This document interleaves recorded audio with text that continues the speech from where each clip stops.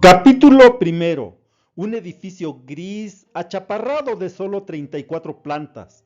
Encima de la entrada principal, las palabras Centro de Incubación y Condicionamiento de la Central de Londres. Y en un escudo la divisa del Estado Mundial. Comunidad, identidad, estabilidad. La enorme sala de la planta baja se hallaba orientada hacia el norte, fría a pesar del verano que reinaba en el exterior y del calor tropical de la sala. Una luz cruda y pálida brillaba a través de las ventanas, buscando ávidamente alguna figura yacente amortajada, alguna pálida forma de académica carne de gallina, sin encontrar más que el cristal, el níquel y la brillante porcelana de un laboratorio. La invernada respondía a la invernada. Las batas de los trabajadores eran blancas y estos llevaban las manos embutidas en guantes de goma de un color pálido como de cadáver. La luz era helada, muerta, fantasmal. Solo de los amarillos tambores de los microscopios lograba arrancar cierta calidad de vida, deslizándose a lo largo de los tubos y formando una dilatada procesión de trazos luminosos que seguían la larga perspectiva de las mesas de trabajo. Y esta, dijo el director abriendo la puerta, es la sala de fecundación. Inclinados sobre sus instrumentos, 300 fecundadores se hallaban entregados a su trabajo cuando el director de incubación y condicionamiento entró en la sala. Sumidos en un absoluto silencio, solo interrumpido por el distraído canturreo o silboteo solitario de quien se haya concentrado y abstraído en su labor. Un grupo de estudiantes recién ingresado, muy jóvenes, rubicundos e imberbes, seguía con excitación, casi abyectamente al director, pisándole los talones. Cada uno de ellos llevaba un bloc de notas, en el cual cada vez que el gran hombre hablaba, garrapateaba desesperadamente directamente de labios de la ciencia personificada. Era un raro privilegio. El director de incubación y condicionamiento de la Central de Londres tenía siempre un gran interés en acompañar personalmente a los nuevos alumnos a visitar los diversos departamentos, solo para darles una idea general. Les explicaba, porque desde luego alguna especie de idea general debían tener si habían de llevar a cabo su tarea inteligentemente, pero no demasiado grande si habían de ser buenos y felices miembros de la sociedad. A ser posible, porque los detalles, como todos sabemos, conducen a la virtud y la felicidad, en tanto que las generalidades son intelectualmente males necesarios. No son los filósofos, sino los que se dedican a la marquetería y los coleccionistas de sellos que constituyen la columna vertebral de la sociedad. Mañana, añadió sonriéndoles con campechanía un tanto amenazadora, empezarán ustedes a trabajar en serio y entonces no tendrán tiempo para generalidades. Mientras tanto era un privilegio directamente de los labios de la ciencia personificada al bloc de notas. Los muchachos garrapateaban como locos. Alto y más bien delgado, muy erguido, el director se adentró por la sala. Tenía el mentón largo y saliente y dientes más bien prominentes, apenas cubiertos, cuando no hablaba por sus labios regordetes de curvas floreadas. Viejo, joven, 30, 50, 55. Hubiese sido difícil decirlo. En todo caso, la cuestión no llegaba siquiera a plantearse en aquel año de estabilidad, el 632 después de Ford. A nadie se le hubiese ocurrido preguntarlo. Empezaré por el principio, dijo el director, y los más celosos estudiantes anotaron la intención del director en sus blocs de notas. Empieza por el principio. Esto, siguió el director con un movimiento de la mano, son las incubadoras, y abriendo una puerta aislante les enseñó hileras y más hileras de tubos de ensayo numerados.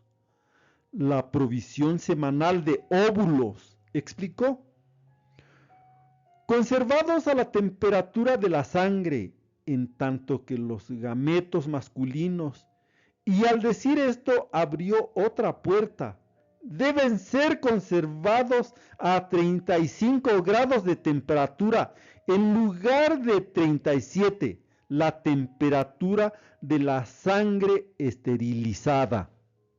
Los moruecos envueltos en termógeno no engendran corderillos. Sin dejar de apoyarse en las incubadoras, el director ofreció a los nuevos alumnos, mientras los lápices corrían ilegiblemente por las páginas, una breve descripción del moderno proceso de fecundación. Primero habló naturalmente de sus prolegomenos quirúrgicos, la operación voluntariamente sufrida para el bien de la sociedad. Aparte, el hecho de que entraña una prima equivalente al salario de 6 meses.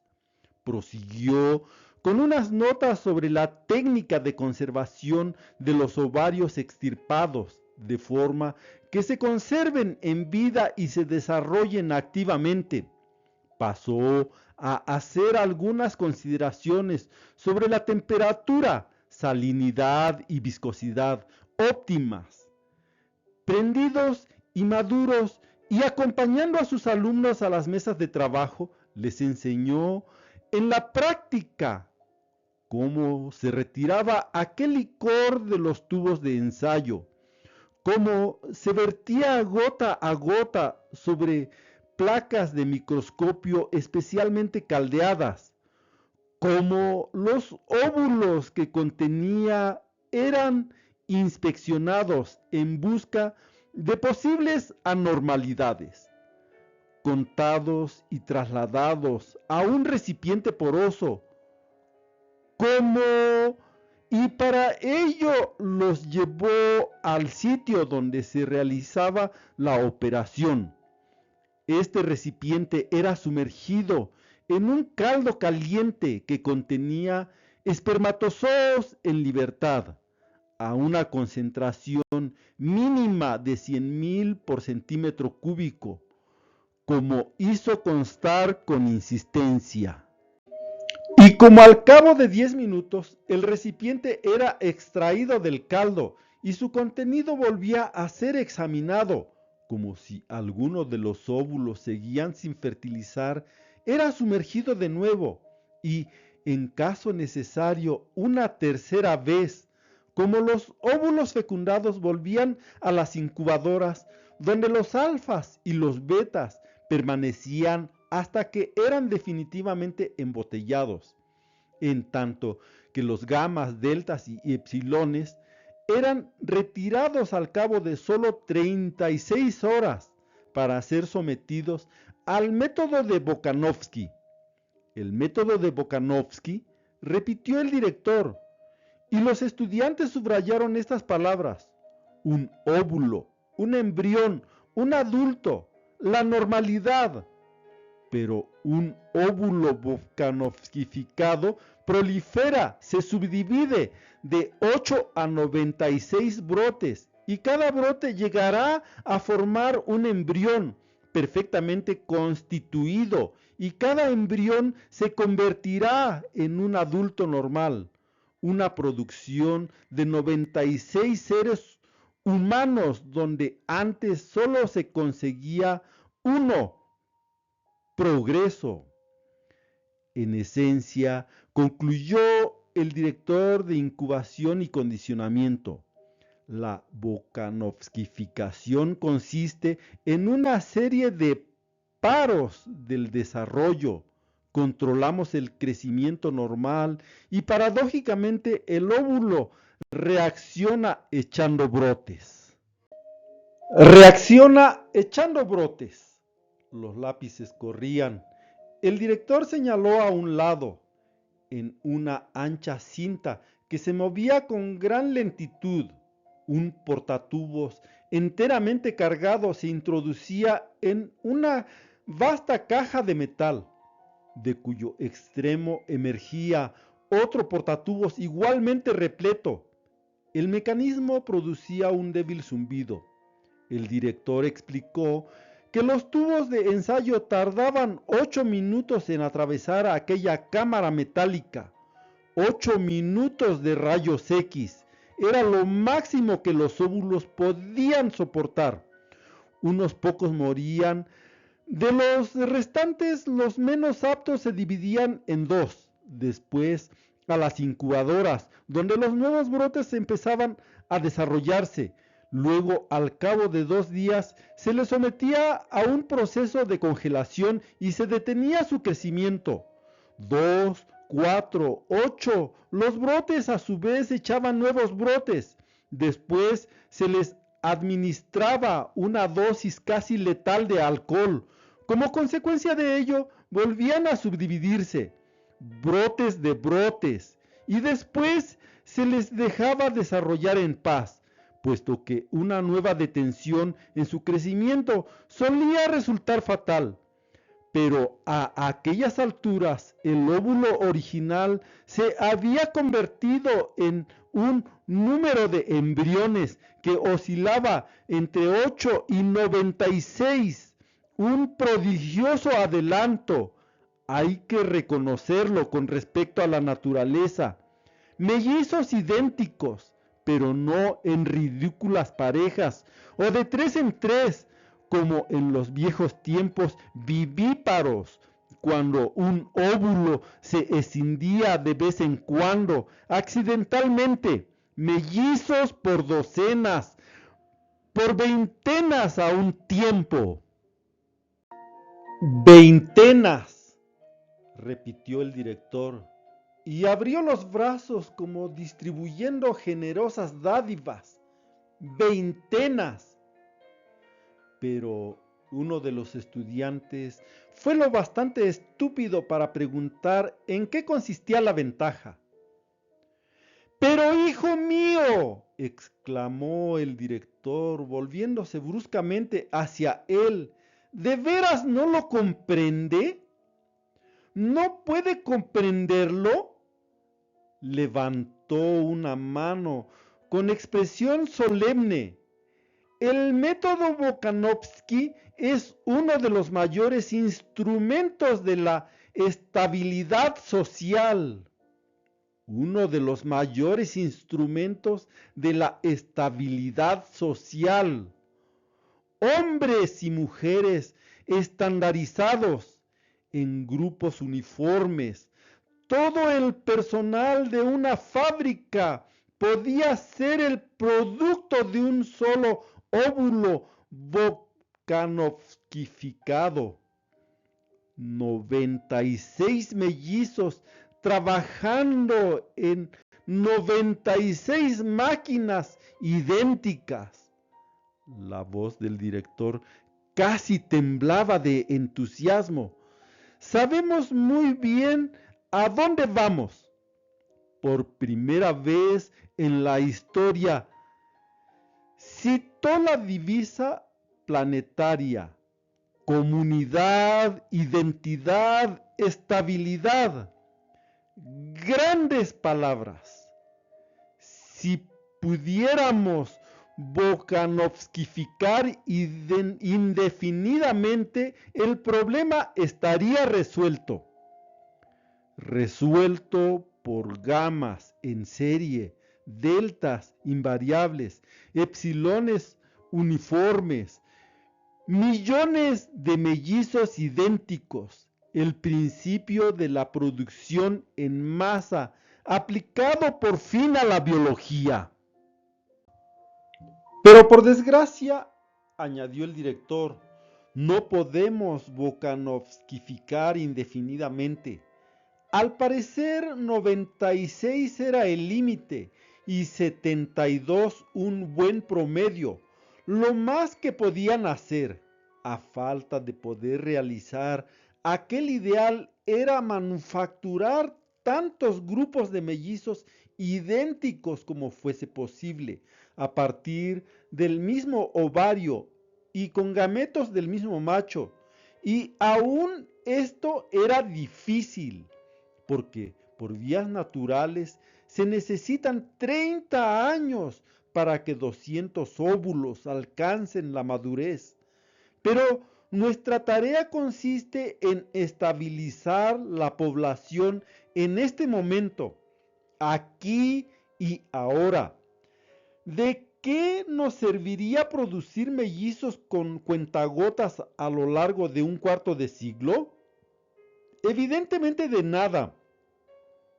Pero la técnica de Podsnap había acelerado inmensamente el proceso de la maduración. Ahora cabía tener la seguridad de conseguir como mínimo 150 óvulos maduros en 2 años.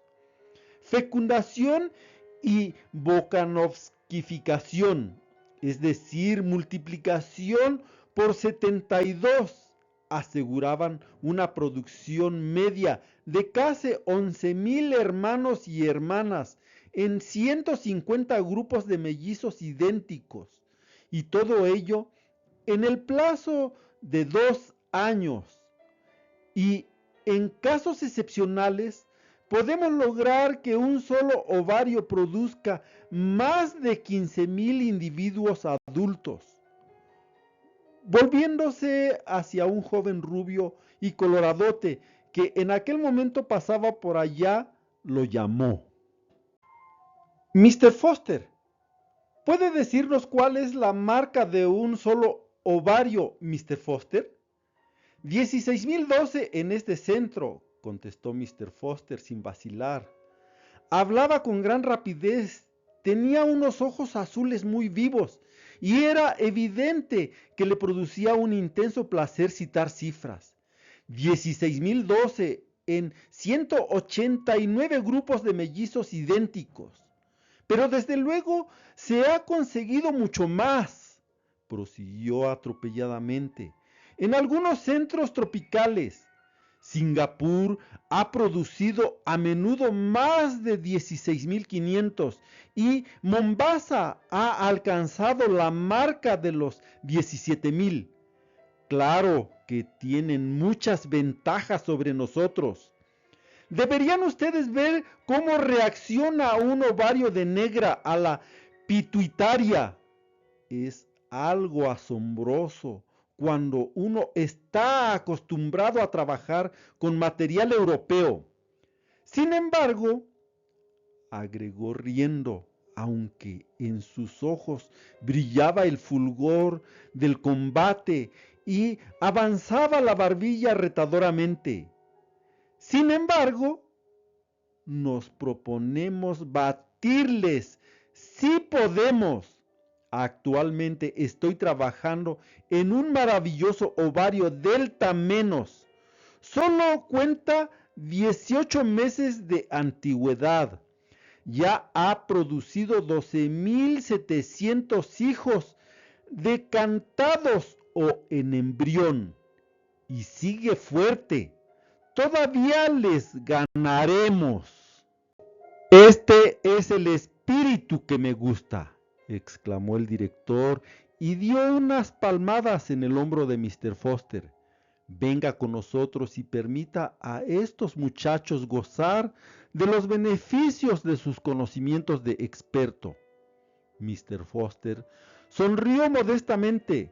Con mucho gusto, dijo, y siguieron la visita en la sala de envasado, reinaba una animación armoniosa y una actividad ordenada. Trozos de peritoneo de cerda, cortados ya a la medida adecuada, subían disparados en pequeños ascensores procedentes del almacén de órganos de los sótanos. Un zumbido después de un chasquido y las puertas del ascensor se abrían de golpe.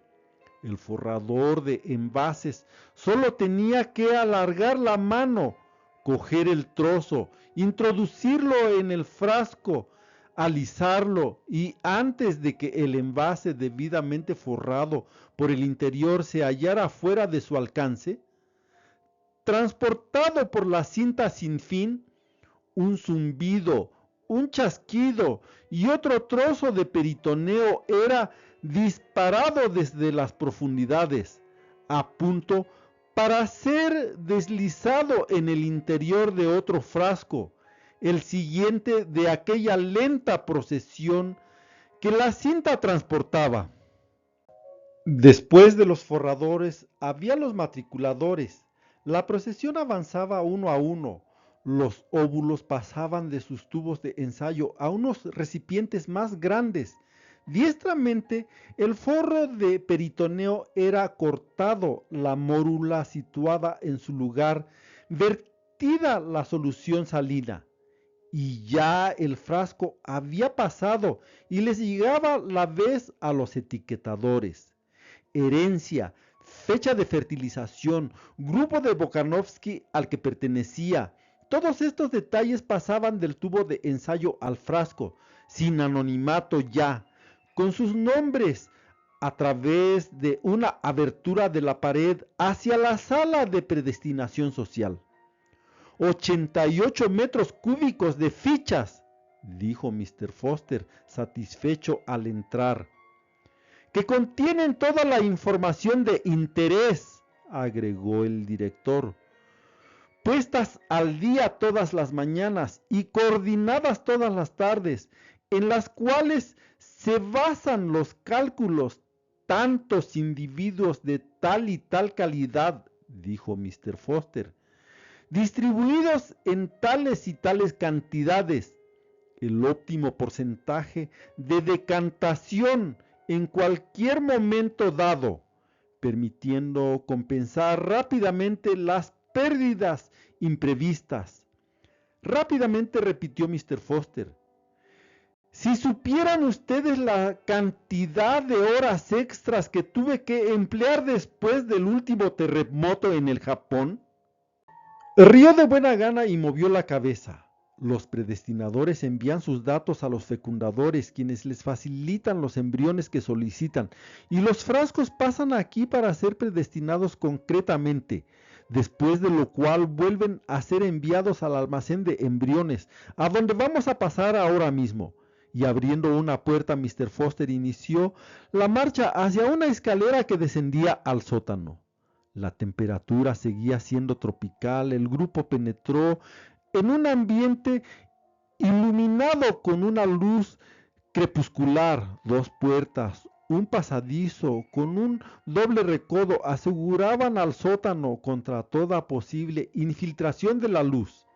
Los embriones son como la película fotográfica, dijo Mr. Foster jocosamente, al tiempo que empujaba la segunda puerta. Solo soportan la luz roja. Y en efecto, la bochornosa oscuridad en medio de la cual los estudiantes le seguían ahora era visible y escarlata como la oscuridad que se divisa con los ojos cerrados en plena tarde veraniega. Los voluminosos estantes laterales con sus hileras interminables de botellas brillaban como cuajados de rubíes, y entre los rubíes se movían los espectros rojos de mujeres y hombres con los ojos purpúreos y todos los síntomas del lupus. El zumbido de la maquinaria llenaba débilmente los aires. Deles unas cuantas cifras, Mr. Foster, dijo el director, que estaba cansado de hablar. A Mr. Foster le encantó darles unas cuantas cifras. 220 metros de longitud, 200 de anchura y 10 de altura. Señaló hacia arriba. Como gallinitas bebiendo agua, los estudiantes levantaron los ojos hacia el elevado techo. 3 grupos de estantes. A nivel del suelo, primera galería y segunda galería. La telaraña metálica de las galerías se perdía a lo lejos en todas direcciones en la oscuridad. Cerca de ellas, 3 fantasmas rojos se hallaban muy atareados descargando damajuanas de una escalera móvil, la escalera que procedía de la sala de predestinación social. Cada frasco podía ser colocado en uno de los 15 estantes, cada uno de los cuales, aunque a simple vista no se notaba, era un tren que viajaba a razón de 333 milímetros por hora, 267 días a 8 metros diarios, 2.136 metros en total, una vuelta al sótano a nivel del suelo, otra en la primera galería, media en la segunda, y la mañana del día 267, luz de día en la sala de decantación, la llamada existencia independiente. Pero en el intervalo, concluyó Mr. Foster, nos las hemos arreglado para hacer un montón de cosas con ellos. Ya lo creo, un montón de cosas. Este es el espíritu que me gusta, volvió a decir el director. Demos una vueltecita. Cuénteselo usted todo, Mr. Foster. Y Mr. Foster se lo contó todo. Les habló del embrión que se desarrollaba en su lecho de peritoneo. Les dio a probar el rico sucedáneo de la sangre con que se alimentaba. Les explicó por qué había de estimularlo con placentina y tiroxina. Les habló del extracto de corpus luteum. Les enseñó las mangueras por medio de las cuales dicho extracto era inyectado automáticamente cada 12 metros, desde 0 hasta 2.040. Habló de las dosis gradualmente crecientes de pituitaria administradas durante los 96 metros últimos del recorrido.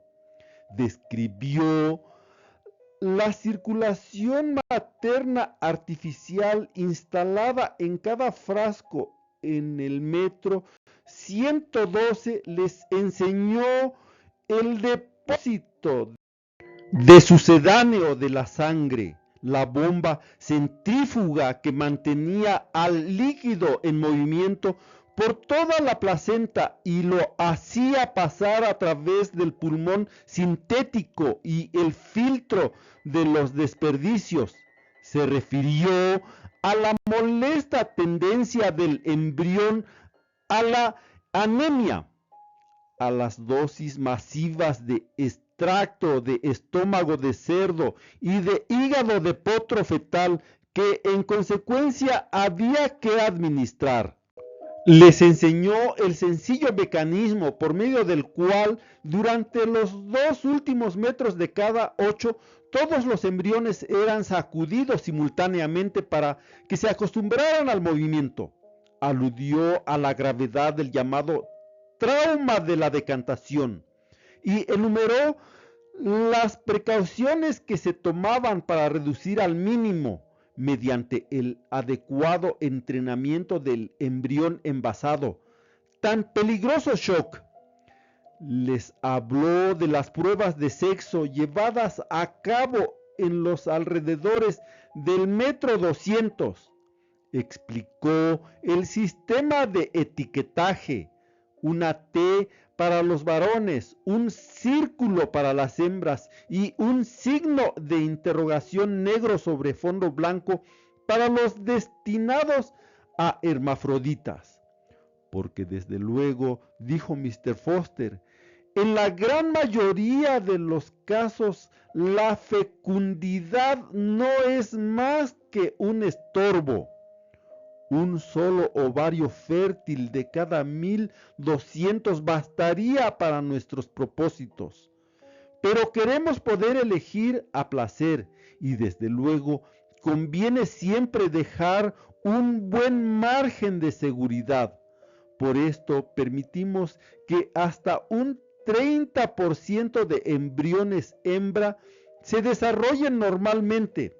A los demás les administramos una dosis de hormona sexual femenina cada 24 metros durante lo que les queda de trayecto. Resultado, son decantados como hermafroditas, completamente normales en su estructura, excepto tuvo que reconocer que tienen una ligera tendencia a echar barba, pero estériles, con una esterilidad garantizada, lo cual nos conduce por fin, prosiguió Mr. Foster, fuera del reino de la mera imitación servil de la naturaleza, para pasar al mundo mucho más interesante de la invención humana. Se frotó las manos, porque desde luego ellos no se limitaban meramente a incubar embriones. Cualquier vaca podría hacerlo.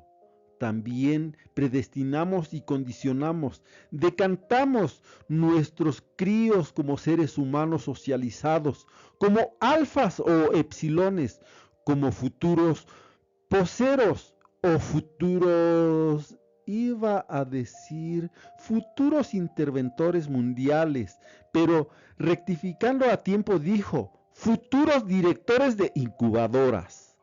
El director agradeció el cumplido con una sonrisa.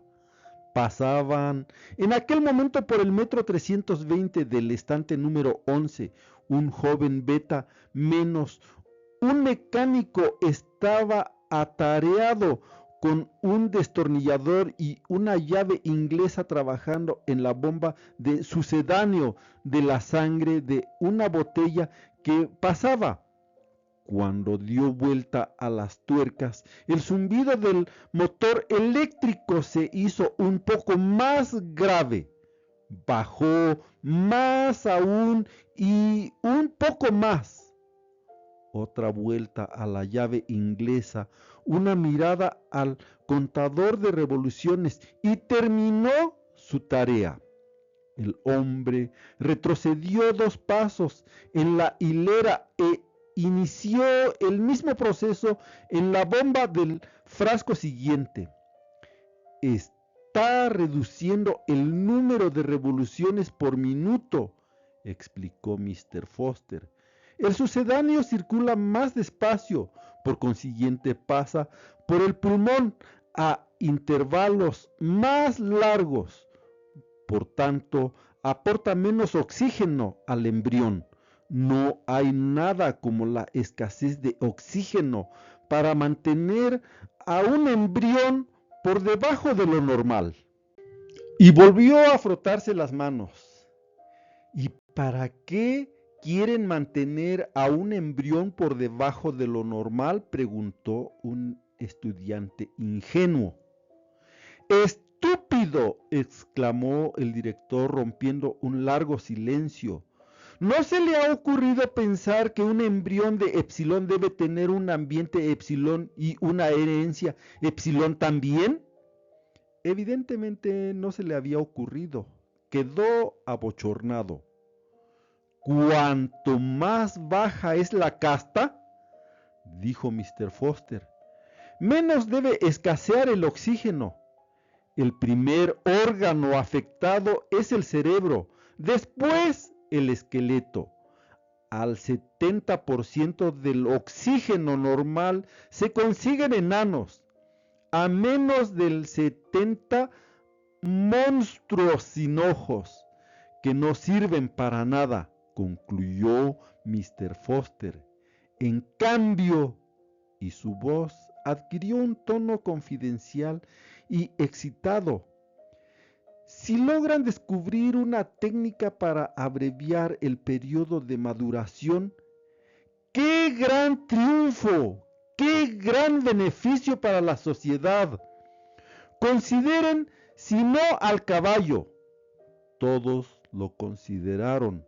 El caballo alcanza la madurez a los 7 años, el elefante a los 10, en tanto que el hombre a los 13 años aún no está sexualmente maduro y solo a los 20 alcanza el pleno conocimiento. De ahí la inteligencia humana, fruto de este desarrollo retardado.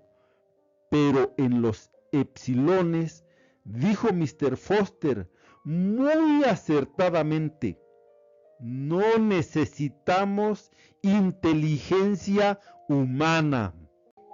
No la necesitaban y no la fabricaban, pero aunque la mente de un epsilon alcanzaba la madurez a los 10 años, el cuerpo del epsilon no era apto para el trabajo hasta los 18.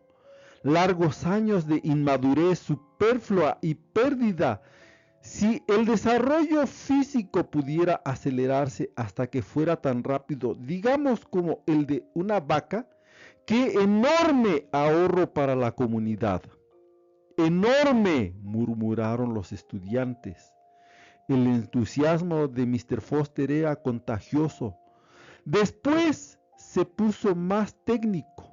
Habló de una coordinación endocrina anormal que era la causa de que los hombres crecieran tan lentamente y sostuvo que esta anormalidad se debía a una mutación germinal. ¿Cabía destruir los efectos de esta mutación germinal? ¿Cabía devolver al individuo epsilon mediante una técnica adecuada a la normalidad de los perros y de las vacas? Este era el problema. Pilkington, en Mombasa, había producido individuos sexualmente maduros a los 4 años y completamente crecidos a los 6 y medio. Un triunfo científico, pero socialmente inútil. Los hombres y las mujeres de 6 años eran demasiado estúpidos incluso para realizar el trabajo de un epsilon. Y el método era de los del tipo todo o nada. O no se lograba modificación alguna, o tal modificación era en todos los sentidos. Todavía estaban luchando por encontrar el compromiso ideal entre adultos de 20 años y adultos de 6. Y hasta entonces sin éxito. Su ronda a través de la luz crepuscular escarlata les había llevado a las proximidades del metro 170 del estante 9. A partir de aquel punto, el estante 9 estaba cerrado y los frascos realizaban el resto de su viaje en el interior de una especie de túnel, interrumpido de vez en cuando por unas aberturas de 2 o 3 metros de anchura. Condicionamiento con respecto al calor, explicó Mr. Foster. Túneles calientes alternaban con túneles fríos. El frío se aliaba a la incomodidad en la forma de intensos rayos X. En el momento de su decantación, los embriones sentían horror por el frío. Estaban predestinados a emigrar a los trópicos, a ser mineros, tejedores de seda, al acetato o metalúrgicos. Más adelante enseñarían a sus mentes a apoyar el criterio de su cuerpo.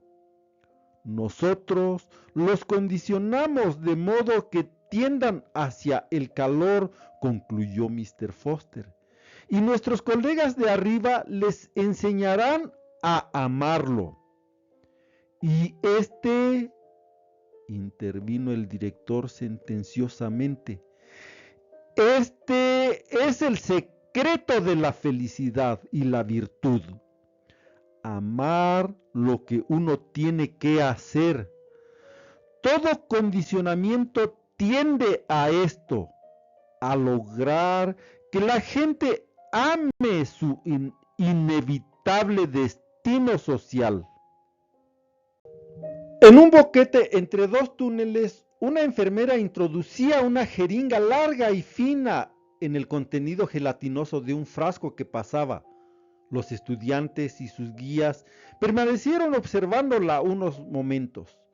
Muy bien, Lenina, dijo Mr. Foster, cuando al fin la joven retiró la jeringa y se incorporó. La muchacha se volvió sobresaltada a pesar del lapsus y de los ojos de púrpura. Se advertía que era excepcionalmente hermosa. Su sonrisa roja también voló hacia él en una hilera de coralinos dientes. Encantadora, encantadora, murmuró el director, y dándole una o dos palmaditas, recibió en correspondencia una sonrisa deferente a él destinada. ¿Qué les da?, preguntó Mr. Foster, procurando adoptar un tono estrictamente profesional. Lo de siempre, el tifus y la enfermedad del sueño. Los trabajadores del trópico empiezan a ser inoculados en el metro 150, explicó Mr. Foster a los estudiantes. Los embriones todavía tienen agallas. Inmunizamos al pez contra las enfermedades del hombre futuro. Luego, volviéndose a Lenina, añadió, a las 5 menos 10 en el tejado, esta tarde, como de costumbre. Encantadora, dijo el director una vez más, y con otra palmadita se alejó en pos de los otros. En el estante número 10, hileras de la próxima generación de obreros químicos eran sometidos a un tratamiento para acostumbrarlos a tolerar el plomo, la sosa cáustica, el asfalto, la clorina. El primero de una hornada de 250 mecánicos de cohetes aéreos en embrión pasaba en aquel momento por el metro 1100 del estante 3. Un mecanismo especial mantenía sus envases en constante rotación. Para mejorar su sentido del equilibrio, explicó Mr. Foster, efectuar reparaciones en el exterior de un cohete en el aire es una tarea complicada. Cuando están de pie, reducimos la circulación hasta casi matarlos y doblamos el flujo del sucedáneo de la sangre cuando están cabeza abajo. Así aprenden a asociar esta posición con el bienestar. De hecho, solo son felices de verdad cuando están así. Y ahora, prosiguió Mr. Foster, me gustaría enseñarles algún condicionamiento interesante para intelectuales, alfa más. Tenemos un nutrido grupo de ellos en el estante número 5. Es el nivel de la primera galería, gritó a dos muchachos que habían empezado a bajar a la planta. Están por los alrededores del metro 900, explicó. No se puede efectuar ningún condicionamiento intelectual eficaz hasta que el feto ha perdido la cola. Pero el director había consultado su reloj. Las 3 menos 10, dijo. Me temo que no habrá tiempo para los embriones intelectuales.